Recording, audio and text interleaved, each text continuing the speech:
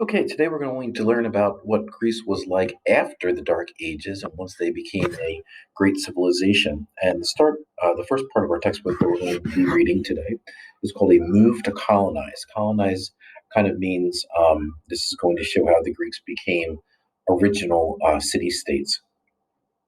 Not too different from our own colonies that arose here in the United States after Europeans came over and began to colonize places like, quote, Pennsylvania or Virginia or New Jersey, as they started out as colonies. I'll be starting to read today for you at A Move to Colonize. Colonize and trade spread Greek culture and spurred industry. If you read labels, you know that your food and clothing come from all over the world. Read to find where the early Greeks got their goods. As, Greek, as Greece recovered from its dark age, its population rose quickly. By 700 BC, farmers could no longer grow enough grain to feed everyone. As a result, cities began sending people outside of Greece to start colonies. A colony is a settlement in a new territory that keeps close ties to its homeland. By 750 BC and 550 BC, adventurous Greeks streamed to the coasts of Italy, France, Spain, North Africa, and Western Asia. With each new colony, Greek culture spread further. Colonists traded regularly with their parent cities, shipping them grains and metals, fish, timber, and enslaved people. In return, the colonists received pottery, wine, and olive oil from the mainland. Overseas trade got an extra boost during the 600s BC when the Greeks began to mint coins. Merchants were soon exchanging goods for money rather than for more goods. And that's an important point right here because now we're seeing for the first time that goods are being exchanged for some type of actual monetary system like a coin. I guess the closest thing earlier may have been similar to the gold, but still that was of Egypt, but that was still a material that was traded. This is the first example that we have of a currency. The growth of trade led to the growth of industry. As the demand for goods grew, producers had to keep pace. People in different areas began specializing in making certain products. For example, pottery making became popular in places with large amounts of clay.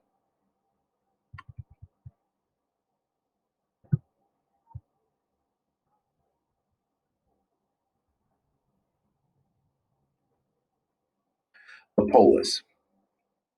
The idea of citizenship developed in Greek city states. Did you know the word politics comes from the word polis, the Greek term for city state?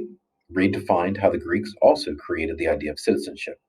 It's also related to, different cities you might be familiar with have polis in them, like Minneapolis, Indianapolis, Annapolis. These refer to the idea of a polis, this original idea of really a city. By the end of the Dark Age, many nobles who owned large estates had overthrown the Greek kings. They created city states, like the Mesopotamian city states you read about in chapter 1. Those in Greece were made up of a town or city or surrounding countryside.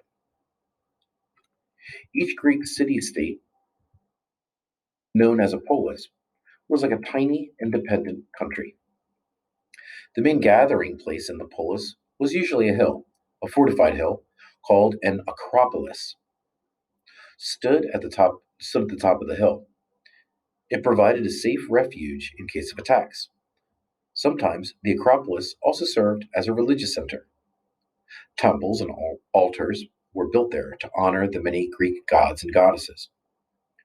Below the Acropolis was an open area called an agora. This space had two functions.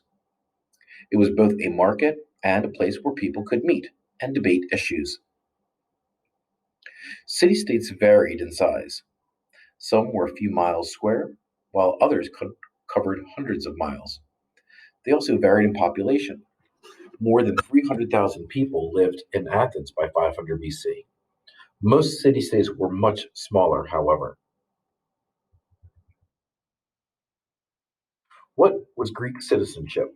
Each Greek city state was run by its citizens. When we speak of citizens, we mean members of a political community who treat each other as equals and who have rights and responsibilities.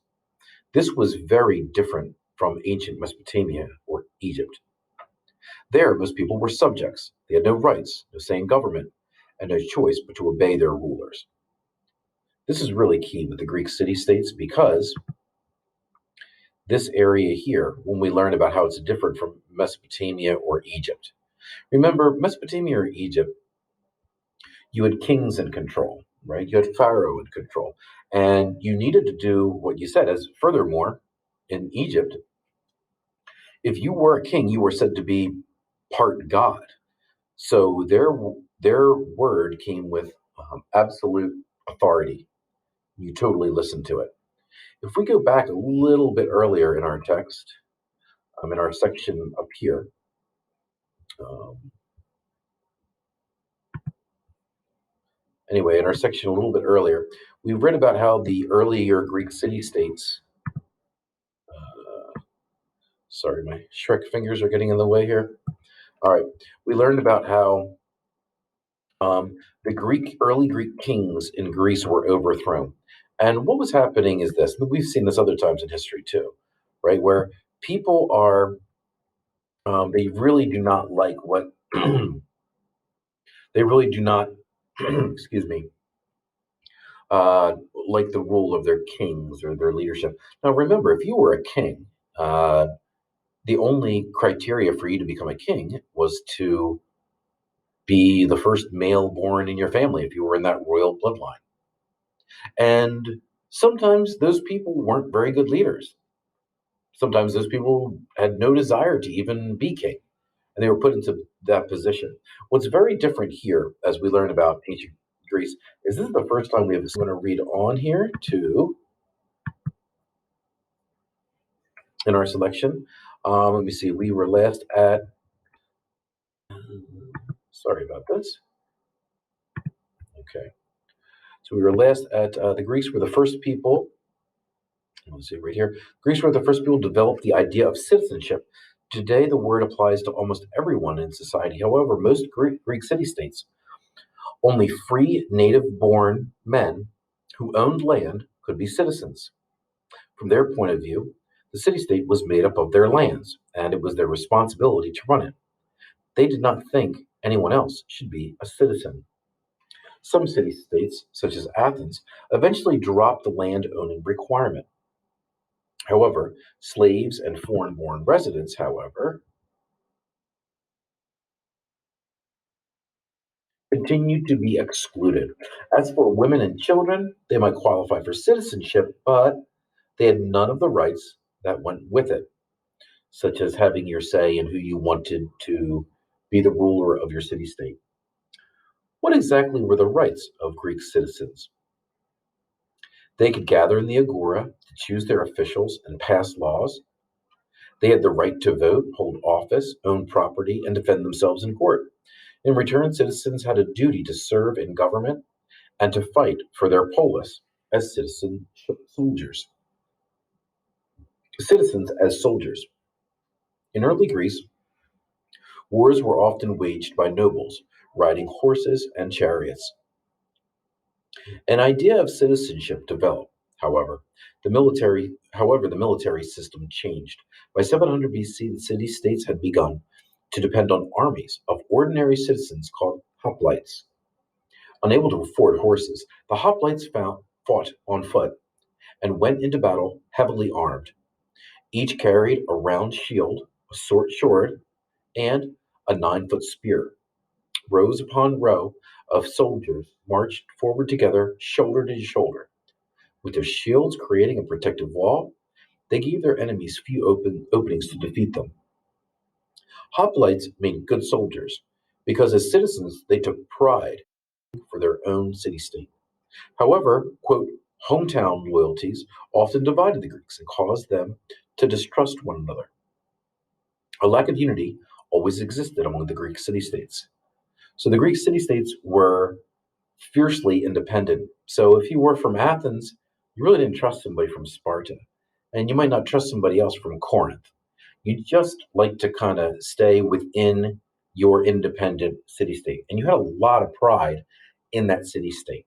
Something else to note that is really important, if there's anything that you've gotten from this, is the rulership and how people were led in ancient Greece is totally different from what we saw in Mesopotamia and um, Egypt.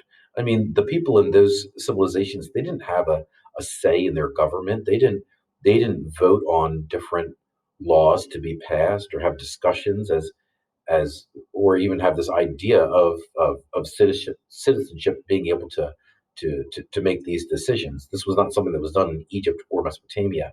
So we see a lot more of the people of the people that were of ancient Greece had a real active role in how they were and how they were led.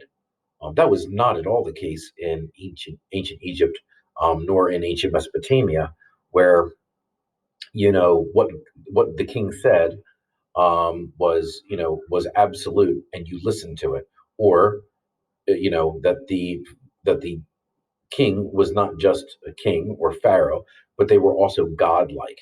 It was so very, very different. So we see the first time local people, have some type of say in how they're governed or ruled or the laws that they have placed around them.